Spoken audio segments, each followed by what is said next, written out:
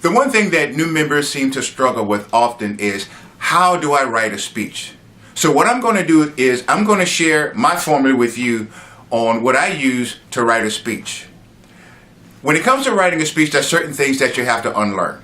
When you were in school, you were taught that you have to start with the beginning. You start with the introduction, the body, and then the conclusion. When it comes to writing a speech, an effective speech, you have to begin with the ending in mind. So you start with your message.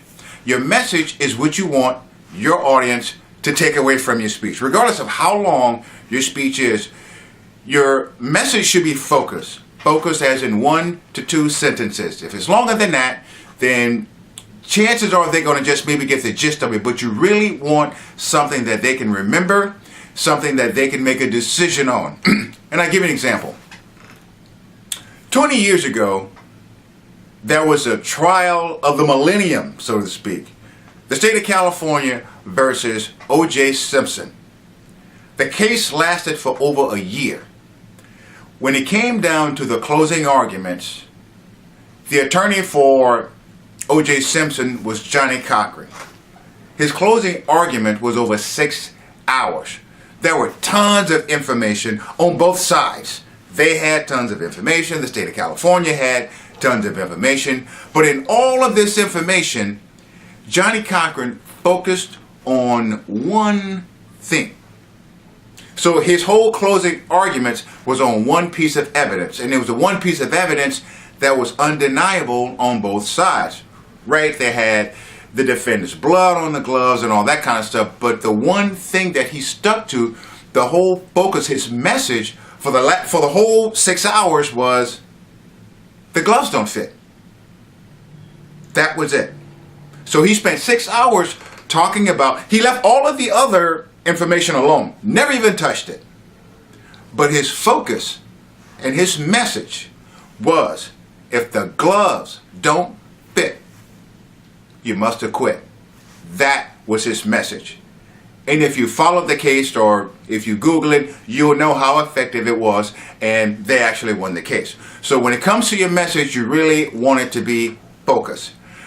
There's 2 things that you can do to really develop your message in a speech. Number 1 is you can use the last few minutes or however long you have to really develop your message, or you can plant seeds. And what I mean by planting seeds is mention your message or state your message in the introduction, throughout the body, and at the end. Then again, really good speeches with a really effective message does both. After you develop your message and you know what your message is, next you have to choose a method for which you're going to deliver your information. Now there's 4 ways that you can do that. You can either inspire, inform, entertain, or persuade.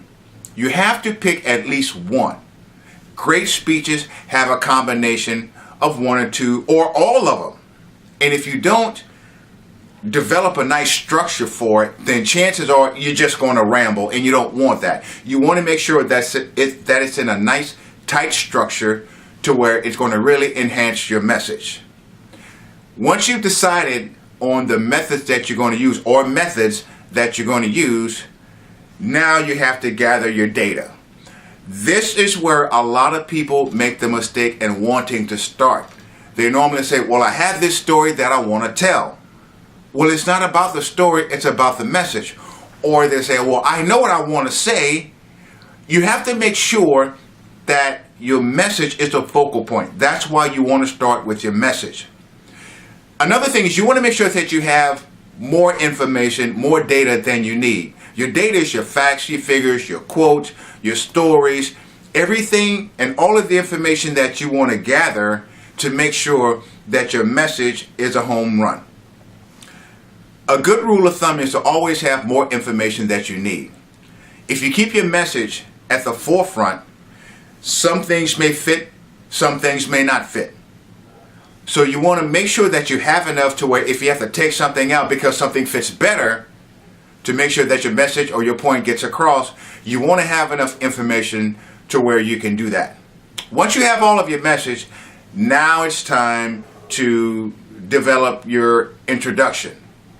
When it comes to developing your introduction, you want to get your audience from the very beginning. And the best way to do that is with a question, a quote, or a story. You don't want to start your presentation with, "Hello everybody, my name is so-and-so, I'm glad to be here." You don't want to do that because your audience is not going to pay attention to you. They're going to be maybe writing, playing with their cell phones, or something like that.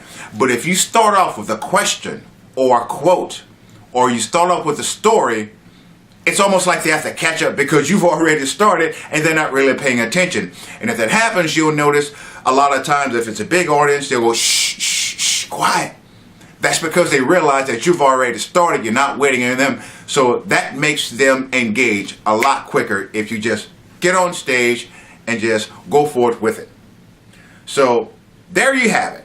That's my formula for writing a quick and effective speech. I hope this helps. And remember, nothing happens until you speak.